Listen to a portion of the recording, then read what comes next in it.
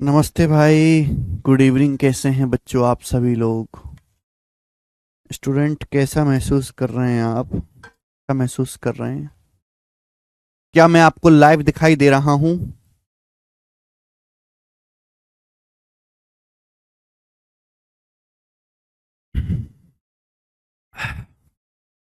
क्या मैं आपको लाइव दिखाई दे रहा हूं भाई? हाँ जी।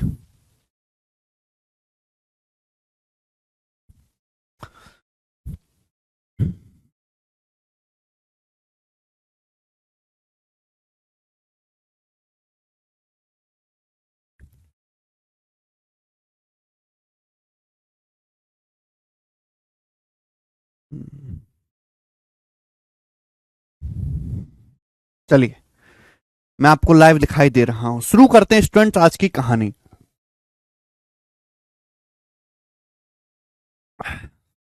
चलिए, तो कल बच्चों मैंने आपको समझाया था इनकम एक्सपेंडिचर सेविंग वाला टाइप, ठीक है ना? तो अब हम करेंगे यहां से सवाल नंबर 17, अगला टाइप। चलिए ध्यान से सुनिएगा मेरे दोस्तों। अगला टाइप सवाल आपके सामने आएगा टैक्स वाला। अगला क्वेश्चन आपके सामने आएगा मेरे दोस्तों टैक्स वाला। ध्यान से सुनिएगा, प्यार से समझिएगा। देखो, सुनो मेरे प्यारे भाई। देखो, आप जो भी कमाते हैं मेरे प्यारे भाई, वो होता है आपकी total income. Total income Hindi में कहते हैं कुल आय। हिंदी में क्या कहते हैं मेरे दोस्तों? इसको कुल आय। अब अगला टाइप आ रहा है सेकंड टाइप, टैक्स वाला। देखिए, आप जो पैसा कमाते हो वो आपकी कुल कमाई है। अब टोटल इनकम में से सरकार कहती कि हमको इनकम टैक्स दो। क्या कहती है मेरे प्यारे भाई? हमको टैक्स दो। आप पैसा कमाते हैं, उसमें से कुछ पैसा आप सरकार को टैक्स देते हैं। तो टोटल इनकम में से, कुल कमाई में से सरकार को टैक्स देने के बाद आपके पास जो बचता है उसे हम कहते हैं नेट इनकम। क्या कहते हैं मेरे प्यारे भाई? Net income. Net income Hindi में हम लोग इसको कहते हैं शुद्ध आय। हिंदी में हम लोग इसको क्या कहते हैं मेरे प्यारे भाई? शुद्ध आय। पहले बेसिक बता रहा हूं, फिर सवाल होगा। शुद्ध आय। ओके। तो शुद्ध आय बराबर मेरे दोस्तों कुल आय माइनस आयकर। शुद्ध आय बराबर क्या होता है? कुल आय माइनस आयकर। आयकर, ठीक है ना? नेट इनकम बराबर total income minus income tax. Clear है बच्चों? शुद्ध आय बराबर कुल आय माइनस आयकर। एग्जाम्पल से समझाता हूं मेरे दोस्तों, एग्जाम्पल से। सपोज आपकी एक महीने की टोटल इनकम 75,000 रुपए है। सपोज आपकी एक महीने की टोटल इनकम जो है वो 75,000 रुपीज है। सपोज मेरे दोस्तों आपकी जो कुल कमाई है वो 75,000 रुपए है, 75,000 रुपीज है। सरकार ये कहते कि भाई बहुत पैसा कमा रहा, महीने का 75,000, चल चल 8,000 रुपए सरकारी खाते में जमा करा दे। 8,000 रुपए टैक्स दे दे तू। ये तेरे नहीं है, ये हम लोगों के, मंत्री लोगों के। सब कितना खर्चा मंत्री लोगों का पता है? हैं? चलो, ओके। तो भैया जैसे एग्जाम्पल के लिए आपकी कमाई है महीने की कुल 75,000 रुपए। सरकार कहती है 8,000 रुपए सरकारी खाते में डलवा दो, टैक्स लगेगा बेटा। तो 75,000 रुपए में से 8,000 रुपए आपने टैक्स दे दिया। तो आपके पास कितना पैसा बचा? तो 75 में से 8 घटाओ।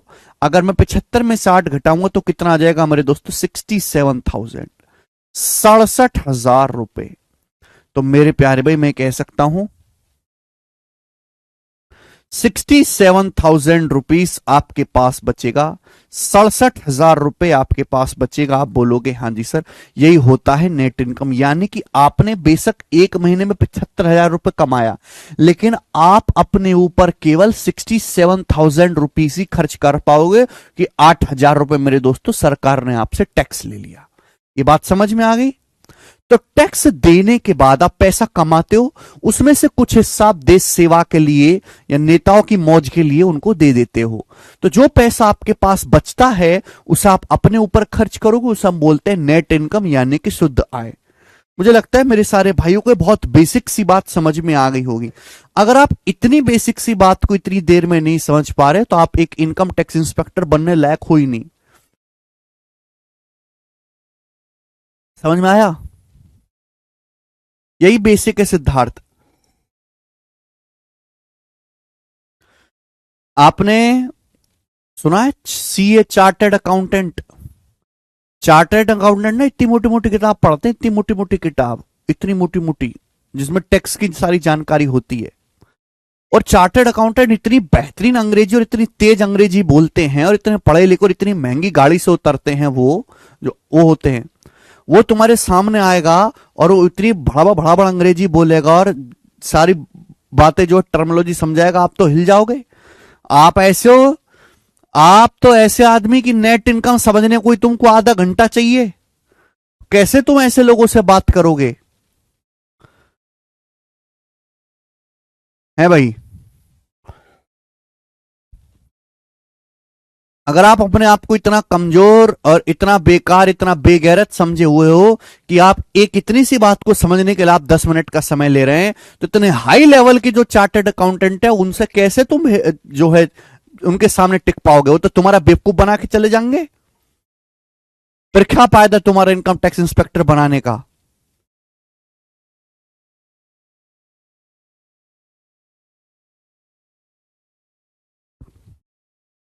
बताओ भाई। एक chartered accountant 15-20 income tax inspector के अब बराबर अकेला है नॉलेज में। समझ रहे हो? तो अपने आप को इतना गिरा हुआ, इतना नीच मत बताओ कि एक इतनी सी बात को समझने के लिए आप बेसिक की डिमांड करो। इसमें क्या बेसिक बताऊं मैं तुम्हें? किस चीज की कमी है?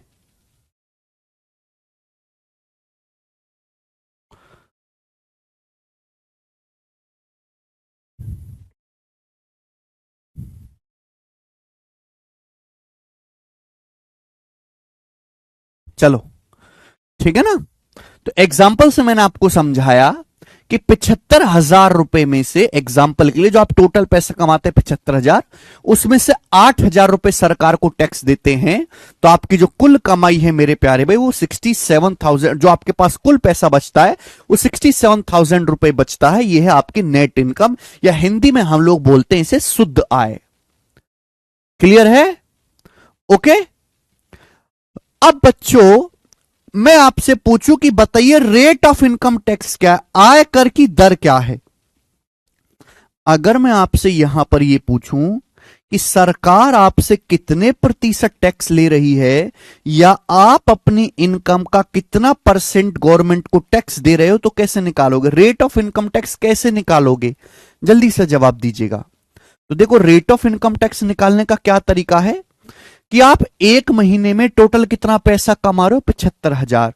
तो आपकी टोटल कमाई, नीचे क्या लिखेंगे? टोटल कमाई। आपकी टोटल कमाई कितनी है? 75,000 रुपीज। आपकी टोटल कमाई कितनी है बट्टो? 75,000 रुपए। 75,000 रुपए नीचे क्या लिखेंगे? Total income. 75,000 रुपए में से आप ऊपर लिखेंगे सरकार को टैक्स कितना दे रहे हो? 8,000 रुपए। टोटल कमाई एक महीने की 75,000 है। 75,000 में से आप 8,000 रुपए सरकार को टैक्स दे रहे हो, तो परसेंटेज में आप कितना टैक्स दे रहे हो? इंटू 100%। आप बोलोगे हाँ जी सर, ये 2 जीरो से 2 जीरो कटी जाना है। 25 चौका 100 मेरे दोस्तों, 25 या 75, तो आ जाएगा 32/3।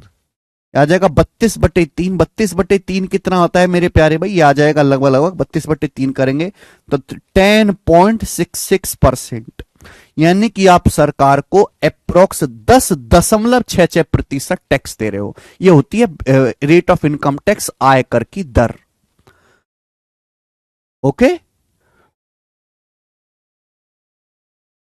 यानी कि मेरे दोस्तों, आप गवर्नमेंट को अपनी टोटल इनकम का 10.66% हिस्सा दे रहे हो।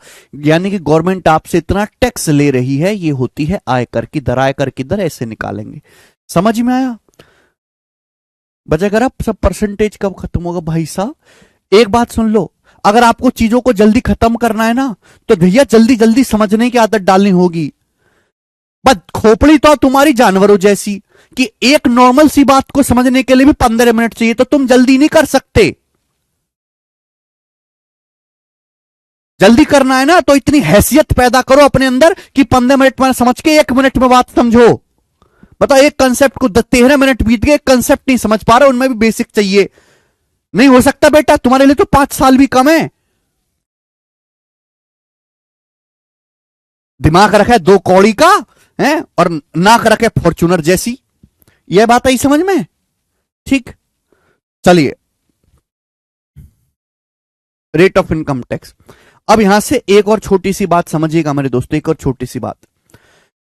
सपोज मेरे प्यार भी, सपोज जो है आपकी टोटल इनकम नहीं चेंज होती, आप पहले भी 75,000 रुपए कमाते थे, आज भी 75,000 रुपए कमाते हो। आप पहले भी 75,000 रुपीज कमाते थे, आज भी 75,000 रुपए कमाते हो। यानी कि आपकी इनकम में कोई बदलाव नहीं हुआ। पहले जितनी कमाई थी आज भी आपकी उतनी कमाई है। पहले भी 75,000 रुपए कमाते थे, आज भी आप 75,000 रुपए कमाते हो। पहले जितना पैसा कमाते थे आप आज भी उतना ही पैसा कमाते हो। आपकी कमाई में कोई फर्क नहीं आया, टोटल कमाई सेम है। सरकार बोली बेटे तेरी कमाई की तेल लेने टैक्स लेंगे हम ज्यादा है, नई गवर्नमेंट बन गई।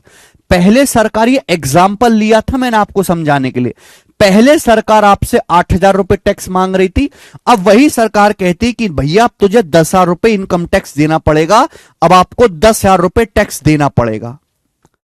क्लियर है? आप बोलोगे हां जी सर बिल्कुल सही, 10,000 रुपए टैक्स देना पड़ेगा। तो आप मुझे बताओ, पहले सरकार आपसे 8,000 रुपए टैक्स ले रही थी, अब वही गवर्नमेंट कह रही है कि 10,000 रुपए टैक्स देना पड़ेगा अब तुमको। यानी कि सरकार ने इनकम टैक्स 2,000 रुपए बढ़ा दिया। सरकार ने इनकम टैक्स जो है 2,000 रुपए क्या कर दिया, बढ़ा दिया। तो आप एक बात बताओ, आपकी कमाई तो नहीं बदली, कमाई तो आपकी उतनी है जितनी कमाई पहले थी 75,000 रुपए, आज भी उतनी कमाई है 75,000 रुपए, बस सरकार ने टैक्स बढ़ा दिया। तो अब आपकी पॉकेट में कितना पैसा बचेगा, आपकी नेट इनकम क्या होगी? 75,000 में से 10,000 घटाऊंगा 65,000, 75,000 में से 10,000 घटाऊंगा तो कितना आएगा, 65,000 रुपए। यानी कि अब आपके पास केवल 65,000 रुपए ही बचेगा। 75,000 कमाया था आपने मेरे दोस्तों, लेकिन 10,000 रुपए सरकार को टैक्स दे दिया, तो आपके पास बचा कितना, 65,000 रुपए। आप बोलोगे हां जी सर बिल्कुल सही। यानी कि आपकी पहले थी नेट इनकम 67,000, अब नेट इनकम 65,000 है। तो यानी कि मेरे दोस्तों पहले आपके पास 67,000 रुपए नेट इनकम बच रही थी, अब 65,000 रुपए बच रहे, यानी कि आपकी नेट इनकम 2,000 रुपए कम हो गई। आपकी जो शुद्ध आय है, जो नेट इनकम है, वो 2,000 रुपए कम होगी। बोलो बात समझ में आ गई कि नहीं आई समझ में? आप बोलोगे हां जी सर समझ में आई। तो कंसेप्ट ये बनता है कि अगर आपकी टोटल इनकम सेम है, अगर टोटल इनकम सेम है, कुल इनकम अगर आपकी सेम है, तो आप जितना टैक्स बढ़ाओगे, सरकार जितना टैक्स बढ़ाएगी, आपकी नेट इनकम उतनी ही कम हो जाएगी। ये टैक्स बनता है, ये कंसेप्ट बनता है। समझ में आ गया? कंसेप्ट ये है कि अगर आपकी इनकम फिक्स है, भाई रोटी तो फिक्स है, रोटी तो फिक्स है, अगर रोटी में से आप कुत्ते को ज्यादा टुकड़ा दे दोगे तो आपके पास खाने के लिए कम बचेगा कि नहीं बचेगा? ठीक है, समझ में आया? आपकी इनकम फिक्स है, आपकी इनकम उतनी है जितना पहले था, आज भी उतना ही है, लेकिन सरकार ने टैक्स 2,000 रुपए बढ़ा दिए, सरकार ने टैक्स बढ़ा दिया, तो आपकी नेट इनकम उतनी ही कम हो जाएगी। अगर आपकी इनकम फिक्स है तो सरकार जितना टैक्स बढ़ाएगी, नेट इनकम उतनी ही कम हो जाएगी। यानी कि टैक्स में परिवर्तन और नेट इनकम में परिवर्तन सेम होगा। मुझे लगता है ये कंसेप्ट आपको समझ में आया है। अब मेरे प्यारे भाई हम इस पर बेस सवाल करेंगे। सवाल नंबर 17 करो बेटे, क्या उत्तर है? ये कंसेप्ट है, ठीक है। 3-4 सवाल मैं आपको इस पे करवाऊंगा, बताएं। बोला जब इनकम टैक्स 1 रुपए में 8 पैसे है तो एक आदमी की नेट इनकम 3,09,580 रुपए है। यदि इनकम टैक्स 12 पैसे तक बढ़ा दिया जाता है तो उसकी नेट इनकम क्या होगी? बहुत बढ़िया सवाल है, बहुत प्यारा सवाल है। देखो मेरे दोस्तों, यह बात आपको क्लियर है कि जो नेट इनकम होती है वो कैसे निकाली जाती है? नेट इनकम कैसे निकालते हैं मेरे दोस्तों? नेट इनकम बड़ी सिंपल सी बात है कि हम टोटल इनकम में से टैक्स घटा देते, आ जाती है नेट इनकम। मैं कंसेप्ट पढ़ा चुका हूं, बोला है जब इनकम टैक्स इज 8 पैसा इन ए रूपी, व्हेन इनकम टैक्स इज 8 पैसा इन ए रूपी। आप मुझे बताओ इस बात का क्या मतलब है, इस बात का क्या मतलब है ये बताओ। जब आयकर 1 रुपए में 8 पैसा है, इसका मतलब यह है कि अगर आप 1 रुपया कमाते हो ना, 1 रुपए का मतलब होता है 100 पैसे। अगर आप 1 रुपया कमाते हो 100 पैसे, तो 100 पैसे में से 8 पैसे सरकार को टैक्स देते हो।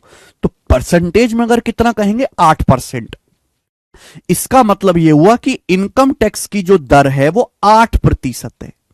1 रुपए में से सरकार 8 पैसे टैक्स लेती है। 1 रुपया होता है 100 पैसे, 100 पैसे में से 8 पैसा टैक्स ले रही है। परसेंटेज में भी कितना आएगा बेटा, ये 100% आएगा, 8% आएगा। यानी कि जब आप 8% टैक्स देते हो तो आपकी नेट इनकम 3,09,580 रुपए। देखो टोटल इनकम तो 100% होता है, टोटल इनकम तो मेरे दोस्तों 100% ही होता है। जो पैसा आप कमाते हो टोटल इनकम वो 100% है। अगर आप 100% में से 8% टैक्स दोगे सरकार को, तो आपके पास पैसा बचेगा कितना, नेट इनकम कितनी होगी।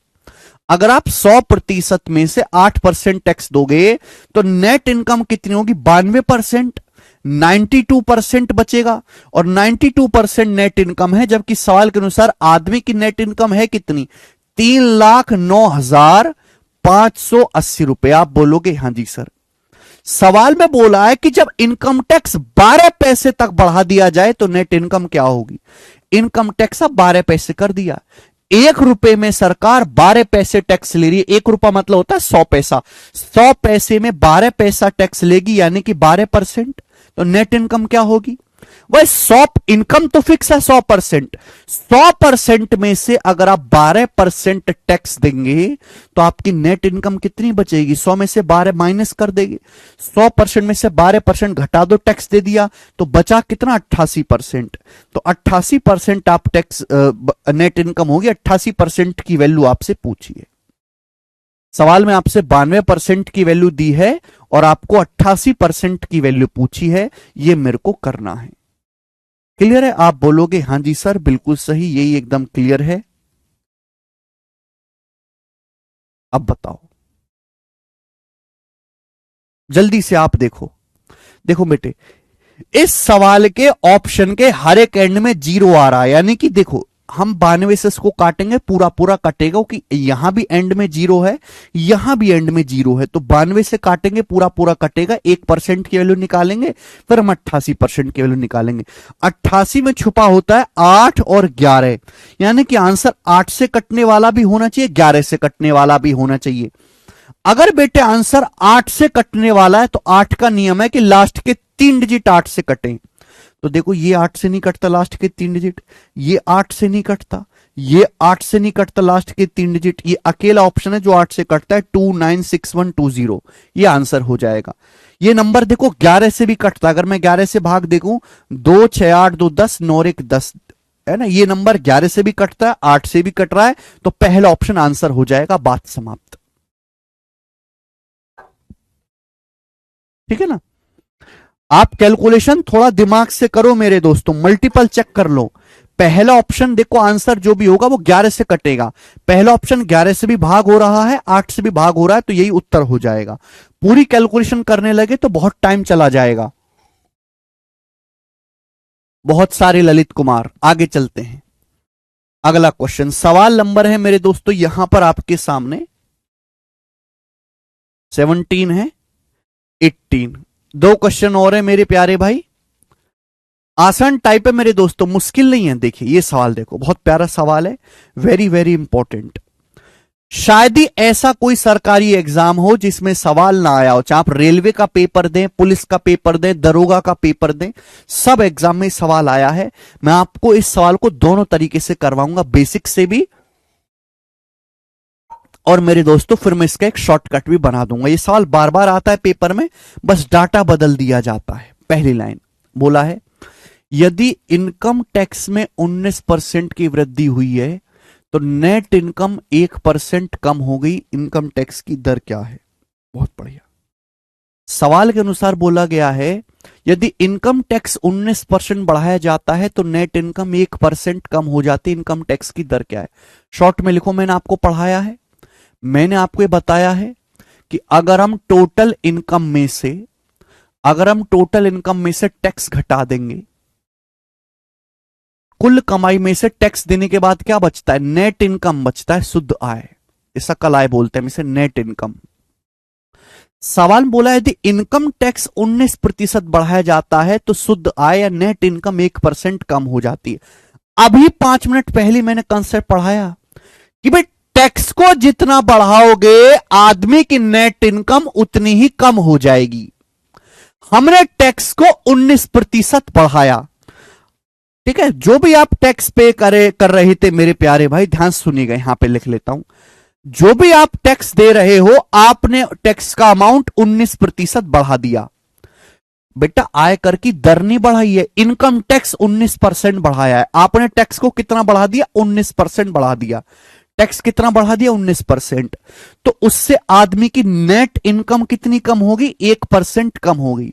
नेट इनकम कितनी कम हो गई? 1%। अभी अभी मैंने समझाया भाई, इस सवाल में टोटल इनकम के बारे में तो कुछ नहीं कहा गया, यानी कि आदमी की टोटल इनकम सेम है, कमाई जितनी पहले थी आज भी उतनी है। बस सरकार ने 19% टैक्स लेना ज्यादा शुरू कर दिया, तो आपकी जो नेट इनकम है वो 1% कम हो जाएगी। बराबर होना चाहिए, जितना टैक्स बढ़ाओगे आदमी की नेट इनकम उतनी कम हो जाएगी। बराबर होना चाहिए। आप बोलोगे हाँ जी सर, ये इधर आ जाएगा। तो यहां से इनकम पे लगने वाले टैक्स और आदमी की नेट इनकम का रेशियो कितना आ गया मेरे प्यारे भाई?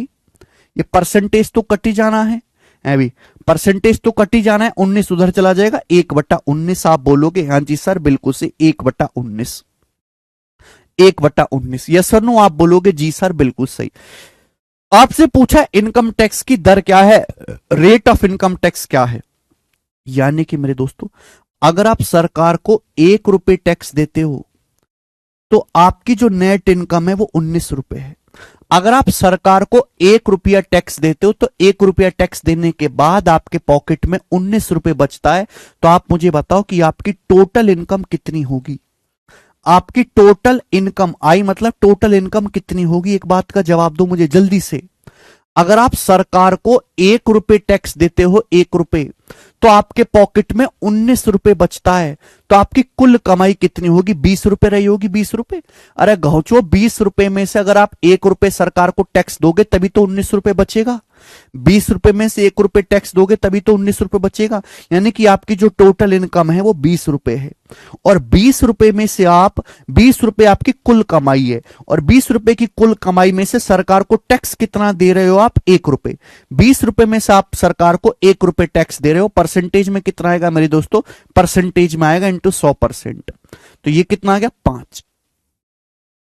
5%। तो इनकम टैक्स की जो दर है वो सी ऑप्शन है, 5%। ये सवाल का बेसिक सॉल्यूशन है, ठीक है ना। इसका बेसिक सॉल्यूशन है मेरे दोस्तों, ये है basic, this is the basic.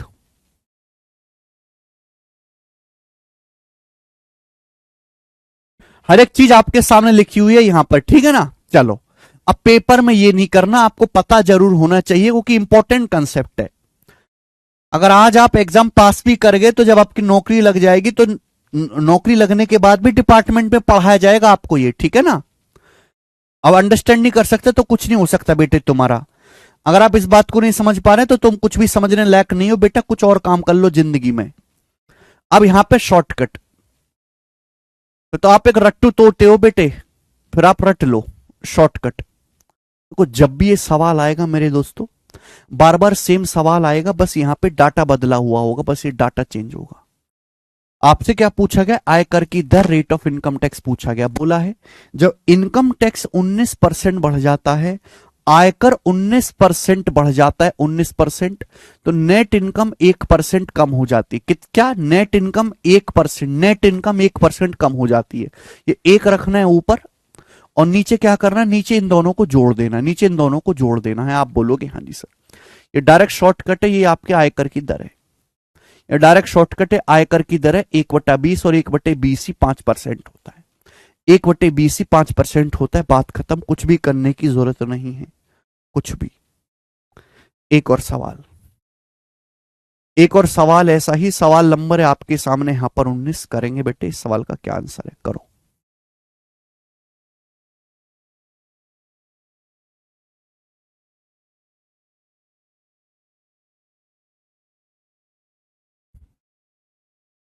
सवाल है, इनकम टैक्स में 22% वृद्धि हो जाने के कारण नेट इनकम 3% कम हो जाती है, आयकर की दर क्या है?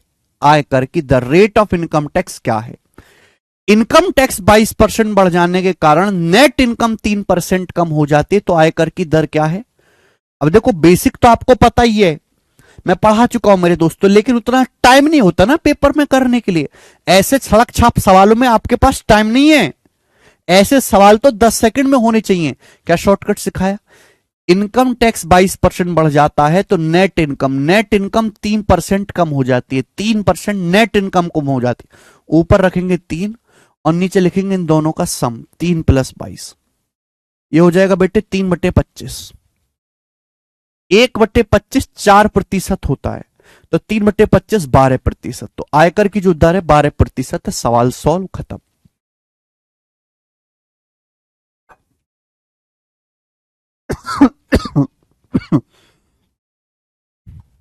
मुझे लगता है कि आप इस टाइप को समझ पाए हैं, ठीक है ना? ये इसका शॉर्टकट है। ओके, देखो मेरे प्यारे भाई, ऐसे ही पढ़ाया जाता है और आपको इसी तरीके से समझना पड़ेगा। मैं जैसे क्लास शुरू हुई, मैंने आपके सामने बोला कि आज देखो हम नया टाइप शुरू करेंगे, सेकंड टाइप। सबसे पहले मैंने उसका बेसिक समझाया, ये कि नेट इनकम क्या होता है, इनकम टैक्स क्या होता है, नेट इनकम क्या होता है, हिंदी में क्या कहते हैं, ये कैसे निकाला जाता है, आयकर की दर क्या होती है, हर चीज को एग्जाम्पल से समझाया। हर एक चीज यहां पे बहुत डिटेल में लिखी हुई है। फिर मैंने आपको बहुत धीरे धीरे करके 3 सवाल उस पर करवा दिए, जो तीनों बेसिक सवाल थे, ठीक है ना? अब आप मुझे बताओ, इसके अलावा आपको और कौन सा बेसिक चाहिए?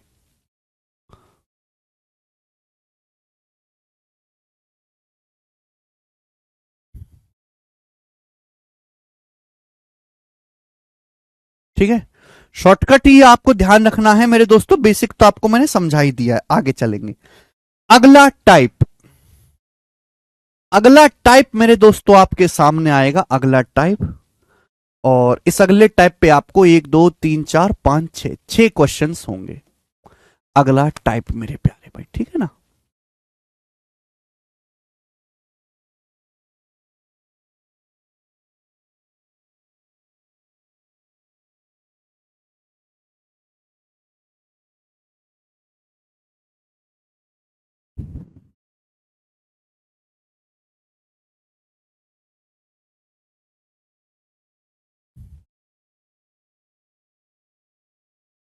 चलिए शुरू करते हैं मेरे प्यारे भाई, अगला टाइप। देखो, मैंने आपको ये पढ़ा दिया है, a × b = कांस्टेंट। दो संख्याओं का प्रोडक्ट अगर कांस्टेंट है तो एक संख्या जिस अनुपात में चेंज होगी दूसरी उसके उल्टे अनुपात में चेंज होगी। इसी पर बेस्ड सवाल है, लेकिन ये थोड़े स्पेशल क्वेश्चन है, स्पेशल कंफ्यूजिंग लैंग्वेज वाले। देखो, fresh fruit contain 68% water, dry fruits contain 20% water. How much dry fruits can be obtained from 100 kilogram of fresh fruit? 100 kilogram ताजे फलों से कितने किलोग्राम सूखे फल प्राप्त किए जा सकते हैं? सवाल नंबर 20 है, एक ही क्वेश्चन में कराऊंगा। टाइप का नाम है dry fruit fresh fruit based सवाल, है ना? सूखे फल ताजे फल बेस्ड सवाल। सवाल को पढ़ो मेरे दोस्तों। जैसे ताजे जो फल होते हैं मेरे दोस्तों, मार्केट में आप अंगूर खरीद के लाओ ताजे ताजे, तो जो ताजे अंगूर होंगे उनमें पानी ज्यादा होगा। तो ताजे फलों में पानी की मात्रा ज्यादा होती है। तो सवाल में बोला कि ताजे फल जो हैं उनमें 68% पानी होता है। तो बाकी क्या चीज होती है बताइएगा? बाकी क्या चीज होती है? एग्जाम्पल के लिए आप मार्केट से अंगूर खरीद के लाओ, तो ताजे अंगूर खरीद के लाओ, तो ताजे फल में 68% पानी है। तो बाकी क्या चीज है फिर? पल्प। पल्प मतलब होता है छिलका, या वो गूदा वाला पार्ट, या फल का वो हिस्सा जो आप खाते हो मेरे प्यारे, फलों का सॉलिड हिस्सा। और सूखे फलों में 20% पानी होता है। अगर हम ताजे फलों को धूप में रख के सुखा दें तो जो सूखे मेवे बन जाएंगे, जो सूखे फल बन जाएंगे, उन सूखे फल में 20% मात्रा पानी की होती है। तो आपसे यह पूछा गया कि अगर हम 100 किलोग्राम ताजे फलों को सुखा दें तो कितने किलोग्राम हमें मेरे दोस्तों सूखे फल मिलेंगे? एक बात बताओ, फल में दो चीजें होती हैं, एक पानी और एक होता है पल्प, सॉलिड हिस्सा। पानी तो बेटा धूप में उड़ जाता है, लेकिन ये जो पल्प होता है ना, जैसे आम का जो पीला पीला हिस्सा होता है जिसे आप खाते हो मेरे प्यारे भाई, जो सॉलिड हिस्सा होता है वो कभी नहीं बदलता, वो कांस्टेंट होता है। पल्प की जो मात्रा होती है वो हमेशा कांस्टेंट रहेगी। यही इस सवाल के पीछे लॉजिक है। पहले लॉजिक समझो कि फल में दो चीज होती है बेटा, पानी होता है और पल्प होता है। पल्प मतलब वो सॉलिड हिस्सा जिसे आप खाते हो मेरे दोस्तों। पानी तो धूप में उड़ जाएगा, लेकिन पल्प जितना पहले था अब भी उतना ही रहेगा। अगर आप 100 किलोग्राम ताजे फल खरीद के लाओगे तो 100 किलोग्राम ताजे फलों में जितना पल्प था आज भी उतना ही पल्प रहेगा। तो हमें क्या करना है, हमें पल्प की मात्रा को बराबर कर देना है, दैट्स इट।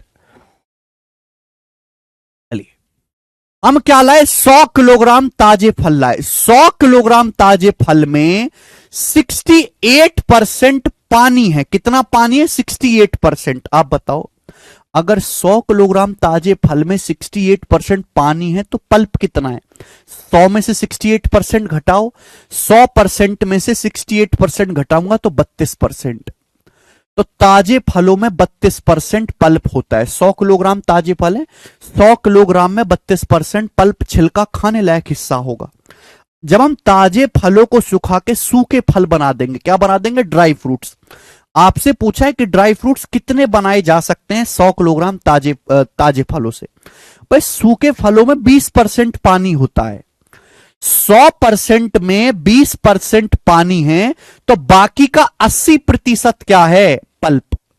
यानी कि ड्राई फ्रूट्स में 80% पल्प होता है। ये बराबर होना चाहिए, ये इक्वल होना चाहिए मेरे दोस्तों। यही लॉजिक है मेरे दोस्तों कि पल्प की मात्रा सेम होनी चाहिए। आप बोलोगे हाँ सर, तो बताओ यहां से जल्दी से जवाब दीजिएगा कितना मेरे प्यारे भाई, यहां से एक सेकेंड, कितना यहां से ड्राई फ्रूट्स प्राप्त किया जा सकता है। परसेंटेज तो कट ही जाएगा, ये हो जाएगा 3200। 3200 को 80 से काटेंगे तो 40 बार चला जाएगा, यानी कि 40 केजी। तो 40 केजी मेरे दोस्तों ड्राई फ्रूट्स निकाला जा सकता है 100 किलोग्राम ताजे फलों से, और यही सवाल का आंसर हो जाएगा जो कि मेरा डी ऑप्शन है। बात खत्म। ओके, तो एक स्टेप में सॉल्व हो जाएगा। आपको केवल यहां पे कंसेप्ट पकड़ के रखना है बस। मुझे लगता है मेरे भाइयों को ये बात बहुत अच्छी तरीके से समझ में आई है। आगे चलते हैं नेक्स्ट सवाल की तरफ, नेक्स्ट कंसेप्ट की तरफ। ओके जी, सवाल नंबर है आपके सामने 21, ठीक है ना। मैं आपको 4 सवाल कराऊंगा, इस कंसेप्ट बताओ। सवाल क्या है, एक घोल में 16.5% नमक है जिसमें से 18 लीटर पानी का वाष्पीकरण हो जाता है। 18 लीटर पानी भाप बन के उड़ जाता है। अब घोल में नमक की सांद्रता, अब घोल में नमक की सांद्रता 20.9% है। तो आपसे पूछा है सॉल्यूशन विलयन की प्रारंभिक मात्रा कितनी थी, विलयन की प्रारंभिक मात्रा कितनी थी, आपसे पूछा गया। बड़ा प्यारा सवाल है। पहले सवाल का कंसेप्ट समझो। देखो आपके पास एक घोल है बेटा, ये जो घोल या सॉल्यूशन शब्द है इसका क्या मतलब होता है, सॉल्यूशन का मतलब होता है एक सॉलिड प्लस लिक्विड। जैसे चीनी पानी मिला दिया, जैसे नमक पानी हमने मिला दिया मेरे दोस्तों, ठीक है ना। ये बात समझ पा रहे हो, क्लियर। इसको हम बोलते हैं सॉल्यूशन। तो हमारे पास नमक और पानी का घोल है, हमारे पास नमक प्लस पानी का घोल है, सॉल्ट प्लस वाटर का घोल है, ठीक है। नमक और पानी का कुछ घोल है, उसमें नमक कितना है, 16.5% नमक है। कितना नमक है बेटे, 16.5% नमक है। यानी कि बाकी क्या है, बाकी उसमें पानी की मात्रा है। तो हमारे पास नमक पानी का एक घोल है जिसमें 16.5% नमक है, बाकी उसमें पानी है। जब हम इस घोल को गैस पे रख के गर्म करते हैं तो 18 लीटर पानी भाप बन के उड़ जाता है, पानी का वाष्पीकरण हो जाता है। आप बताओ, नमक पानी का घोल है, गैस पे रख के हमने गर्म कर दिया तो पानी उड़ जाएगा भाप बन के। अब जो नमक बचेगा, नमक पानी का घोल बचेगा, वो गाढ़ा गाढ़ा बचेगा कि नहीं, गाढ़ा गाढ़ा बचेगा। बेटे पानी तो उड़ जाएगा भाप बन के, क्या नमक उड़ेगा? नहीं, नमक की मात्रा सेम रहेगी, नमक नहीं उड़ने वाला, नमक की मात्रा सेम रहेगी। यही सवाल का लॉजिक है। अगर आपके पास नमक पानी का घोल है, अगर आप गर्म करोगे तो पानी तो भाप बन के उड़ जाता है, नमक थोड़ा ना उड़ता है भाप बन के। नमक वहीं बर्तन में जमा रहेगा मेरे दोस्तों, बर्तन में ही रहेगा। क्लियर है? आप बोलो सॉल्यूशन इनटू प्रतिशत ऑफ सॉल्ट, इसी को हम कंसंट्रेशन भी बोलते हैं। परसेंटेज ऑफ सॉल्ट, सॉल्ट के परसेंटेज को हम कंसंट्रेशन या हिंदी में सांद्रता भी बोलते हैं। आपके पास एक नमक पानी का घोल है जिसमें 16.5% नमक है। हम इसमें मेरे दोस्तों गर्म करते हैं, 18 लीटर पानी भाप बन के उड़ जाता है। अब घोल में नमक, जाहिर सी बात है पानी बढ़ के अगर उड़ जाएगा भाप बन के तो अब गाढ़ा गाढ़ा सॉल्यूशन बचेगा, उसमें नमक की मात्रा ज्यादा होगी, पानी कम हो जाएगा। तो नमक की मात्रा अब कितनी है, नमक की सांद्रता कितनी है? 20.9%। तो आपसे पूछा है विलयन की प्रारंभिक मात्रा क्या है, सॉल्यूशन की इनिशियल क्वांटिटी क्या है। देखो नमक की मात्रा कैसे निकालते हैं, total solution into percentage of salt, total solution into percentage of salt, इसी को हम कंसंट्रेशन या सांद्रता भी बोलते हैं। आप कहोगे सर ये फॉर्मूला तो हमें पढ़ा ही नहीं, ये तो हमें आता ही नहीं। अरे घोंचो, ये चीज पढ़ाई नहीं जाती, ये आती है इंसान को। पढ़ा है तो मैंने 2 दूनी 4 भी नहीं, आता नहीं है क्या तुम्हें? है? ध्यान सुनेगा, एग्जाम्पल से बता देता हूं। जैसे आपके पास टोटल 50 लीटर नमक पानी का घोल है, एग्जाम्पल के लिए जैसे आपके पास टोटल 50 लीटर नमक पानी का घोल है, 50 लीटर क्या है, नमक पानी का घोल है। आपसे कहा जाता है इस 50 लीटर नमक पानी के घोल में 24% सॉल्ट है। क्या है? 24% सॉल्ट है। मैं आपसे कहता हूं मेरे प्यारे भाई कि एग्जाम्पल ले रहा हूं मैं, सवाल का कोई लेना देना नहीं है यार, हर बात को एग्जाम्पल से बताता हूं मैं। जैसे आपके पास 50 लीटर घोल है और इस 50 लीटर घोल में 24% नमक है। नमक का प्रतिशत कितना है? 24%। या हिंदी में बोलूं तो उसमें नमक का कंसंट्रेशन है, नमक की सांद्रता 24% है। तो कितना नमक होगा, नमक की मात्रा क्या होगी? 50 लीटर का 24% कितना होता है? 12। यानी कि नमक की जो मात्रा होगी बर्तन में वो 12 लीटर होगी। ये आएगा मेरे दोस्तों, समझ में आया? क्लियर है? आप बोलोगे हाँ जी सर बिल्कुल सही, क्लियर है। अभी अभी मैंने आपको समझाया, अगर आपके पास नमक पानी का घोल है मेरे प्यारे भाई, अगर आप उसको गर्म करोगे तो पानी तो भाप बन के उड़ जाएगा, लेकिन नमक की जो मात्रा है वो सेम रहेगी। क्वांटिटी ऑफ सॉल्ट, नमक की जो मात्रा है मेरे दोस्तों वो सेम रहेगी, वो कहीं नहीं जाने वाली। और बेटे मैंने आपको पढ़ाया है, प्रतिशत की पिछली सीट में मैंने आपको पढ़ा दिया कि अगर 2 संख्याओं का प्रोडक्ट कांस्टेंट है, 2 संख्याओं का प्रोडक्ट सेम है, तो एक संख्या जिस अनुपात में चेंज होगी दूसरे उसके उल्टे अनुपात में चेंज होगी। पहले बर्तन में नमक की जो सांद्रता थी, नमक का जो कंसंट्रेशन था पहले बर्तन में 16.5% था। अब 18 लीटर पानी भाप बन के उड़ गया। अब नमक का कंसंट्रेशन अब बर्तन में कितना परसेंट नमक है? 20.9%। तो बताओ ये किस अनुपात में चेंज हुआ, रेशियो क्या है? ये रेशियो क्या है, किससे जा रहा है? 11 से जा रहा है बेटा, 11 से। ये 11 से जा रहा है 16.5, 11 से काटेंगे 15 बार, इसको 11 से काटूंगा तो 11 कम 11 बचेगा 9, 11 99, 15/19, 15/19। 11 से काटूंगा 15 बार जाएगा, ये 19 बार जाएगा, तो ये रिवर्स रेशियो में होगा। सॉल्यूशन किस अनुपात में चेंज हुआ होगा? उल्टे अनुपात में, 19/15। जो टोटल सॉल्यूशन है वो किस अनुपात में चेंज हुआ होगा? रिवर्स रेशियो में, 19/15। आप बोलोगे हाँ जी सर बिल्कुल सही। यानी कि अगर पहले टोटल सॉल्यूशन 19 था तब 19 से 15 हो गया मेरे दोस्तों। टोटल सॉल्यूशन 19 से 15 हो गया तो कितना कम हो गया मेरे दोस्तों? 4 यूनिट कम हो गया। आप बोलोगे ये सर 4 यूनिट कम क्यों हो गया? कि 18 लीटर पानी भाप बन के उड़ गया।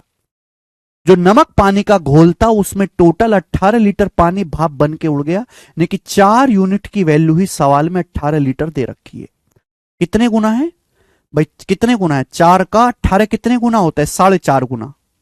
18/4 4.5 गुना है। आप बोलोगे हाँ जी सर। बोला है सॉल्यूशन या विलयन की प्रारंभिक मात्रा क्या है? घोल की प्रारंभिक मात्रा। तो घोल की प्रारंभिक मात्रा है 19 यूनिट। 19 की वैल्यू भी 4.5 गुना होगी। अब 19 का 4.5 गुना कितना आएगा? 19 चौक 76 प्लस 19 का आधा 9.5, 76 में 9.5 जोड़ेंगे तो 85.5 लीटर। तो घोल की जो प्रारंभिक मात्रा है वो 85.5 लीटर है, 85.5 लीटर है। और यही सवाल का आंसर है, ए ऑप्शन। समझ पाए हैं सब लोग?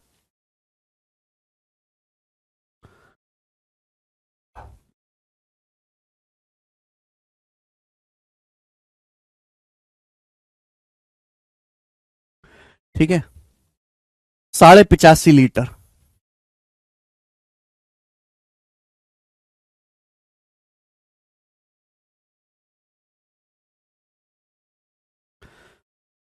बेहतरीन सवाल था मेरे दोस्तों, ठीक है ना। चलिए और करवाता हूं मैं आपको इस पर सवाल। सेम कॉन्सेप्ट है, सेम कॉन्सेप्ट पे और सवाल मैं आपको करवाऊंगा। सवाल है आपके सामने बेटे यहां पर 22 नंबर क्वेश्चन। देखो, ये सवाल रेलवे के पेपर में आया है। ये सवाल ditto same to same railway के पेपर में आया है, करके बताए। 38% चीनी के घोल के 90 मिलीलीटर में कितना पानी मिलाना चाहिए ताकि यह 17.1% चीनी का घोल बन जाए, ताकि यह 17.1% चीनी का घोल बन जाए। देखो ध्यान से सुनिएगा। How much water should be added to 90 ml of 38% sugar solution so that it becomes 17.1% sugar solution. आपके पास एक चीनी पानी का घोल है, आपके पास शुगर यानी कि चीनी, चीनी प्लस पानी का घोल है। तो चीनी पानी के घोल में चीनी कितनी है? 38%। चीनी पानी के घोल में 38% चीनी है। कितना सॉल्यूशन आपके पास? 90 ml। चीनी पानी का 90 मिलीलीटर आपके पास सॉल्यूशन है, घोल है। चीनी पानी का 90 मिलीलीटर घोल है, ठीक है ना। आपके पास चीनी पानी का एक घोल है, 90 मिलीलीटर घोल है, उसमें 38% चीनी है। बोला यह गया है कि कितना पानी और इसमें मिलाया जाए कि चीनी की जो सांद्रता है, जो चीनी का परसेंटेज है, वो 17.1% हो जाए। जाहिर सी बात है, चीनी पानी का घोल है, अगर आप उसमें पानी मिला दोगे तो भैया सॉल्यूशन पतला हो जाएगा। भाई चीनी कम रह जाएगी, पानी ज्यादा हो जाएगा। तो चीनी कम हो जाएगी तो चीनी का परसेंटेज भी कम हो जाएगा मेरे प्यारे भाई, ठीक है ना। आप बोलोगे हाँ जी सर, कितना पानी हमको मिलाना चाहिए। सिंपल सी बात है, अगर चीनी पानी का घोल है, आप उसमें पानी मिला रहे हो तो चीनी तो नहीं मिलाई, चीनी की क्वांटिटी तो सेम है। शुगर तो आपने नहीं ऐड करी, शुगर की क्वांटिटी तो सेम है।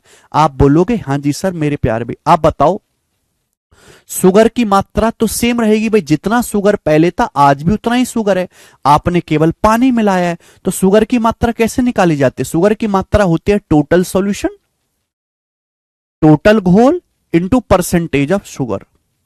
टोटल घोल इंटू परसेंटेज ऑफ शुगर। भाई टोटल सॉल्यूशन में जितना परसेंटेज शुगर होगा उससे मल्टीप्लाई करके आप शुगर की मात्रा निकाल सकते हो, ठीक है ना। शुगर सेम रहेगा, चीनी पानी का घोल है, आपने उसमें पानी मिलाया, चीनी नहीं मिलाई, तो जितना चीनी पहले था आज भी चीनी की मात्रा उतनी है। परसेंटेज बदल जाएगा चीनी का, लेकिन चीनी की क्वांटिटी सेम उतनी ही रहेगी।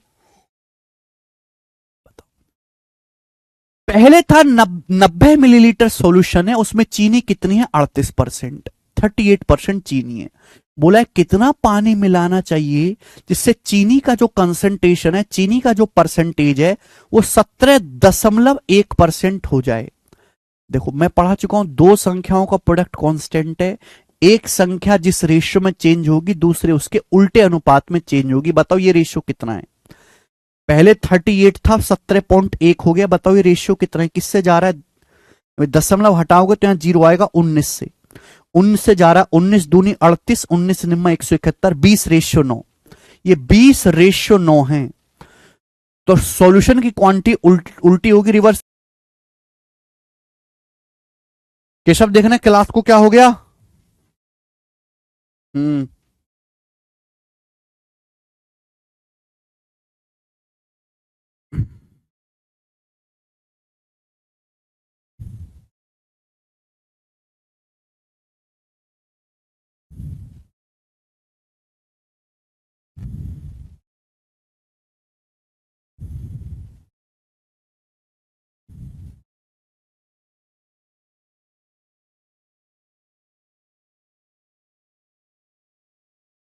बफरिंग बता रहे हैं।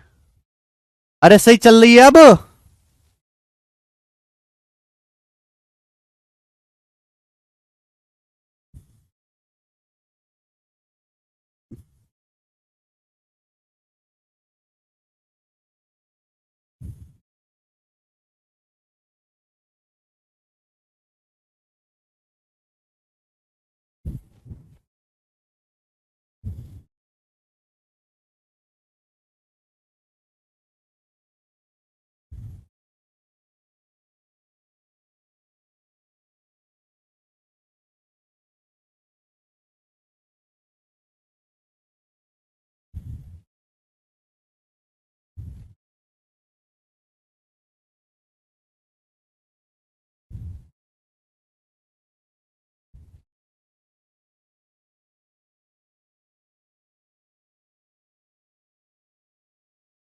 अरे ठीक है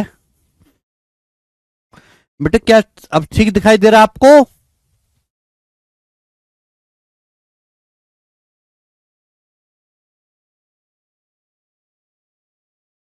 ये एप्लीकेशन में गड़बड़ हो रहा है? एक बार मैं फिर से एक्सप्लेन कर देता हूं, कोई दिक्कत नहीं है। हमारे पास चीनी पानी का एक घोल है, शुगर प्लस वाटर का घोल है। उसमें कितनी शुगर है? 38% चीनी है। 38% चीनी वाला एक घोल है, 90 मिलीलीटर। 90 मिलीलीटर टोटल घोल है। 90 मिलीलीटर में 38% चीनी है।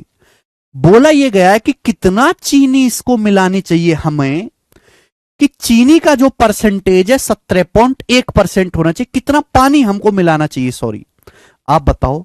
चीनी पानी का घोल है, अगर हम उसमें पानी मिलाएंगे तो सॉल्यूशन की मात्रा तो बढ़ जाएगी, लेकिन चीनी नहीं बदलेगी। चीनी जितनी पहले थी आज भी उतनी रहेगी, क्योंकि आपने चीनी मिलाई ही नहीं, आपने केवल पानी मिलाया है।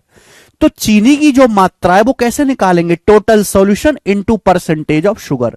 चीनी की मात्रा सेम रहेगी मेरे प्यारे में, क्योंकि आपने चीनी ऐड ही नहीं करी, आपने केवल पानी मिलाया है। पानी मिलाने से कुल घोल की मात्रा तो बढ़ जाएगी, बट चीनी नहीं बदलेगी, चीनी सेम रहेगी। पहले कितना परसेंट था चीनी? 38%। अब कितना है? 17.1%। आपको पता है दो संख्याओं का प्रोडक्ट कांस्टेंट है, सेम है, तो एक संख्या जिस अनुपात में चेंज होगी दूसरे उसके रिवर्स रेशियो में चेंज होगी। अब इनका अगर मैं रेशियो लूंगा तो किससे जाएगा? 19 से जाएगा। 19 से क्या? 1.9 से काट लो। ये 1.9 से जाएगा 20 बार, ये जाएगा 1.9 से 9 बार। ये 20:9 है, तो घोल की मात्रा रिवर्स रेशियो में चेंज होगी, 9:20। पहले कितना घोल था? 90 ml। 9 की वैल्यू 90 ml। बोला कितना पानी मिलाना चाहिए? सॉल्यूशन 9 से 20 हो गया, कितना बढ़ गया? 11 यूनिट। तो 11 की वैल्यू भी 10 गुना, 9 की वैल्यू 90 ml 10 गुना, तो 11 की वैल्यू भी 10 गुना 110 ml। तो हमें 110 ml पानी मिलाना चाहिए, आंसर हो जाएगा।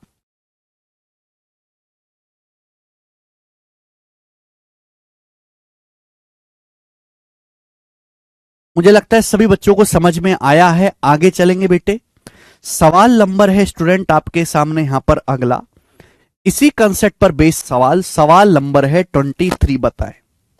सवाल नंबर 23 बनाओ, कौन करेगा जी इस क्वेश्चन को?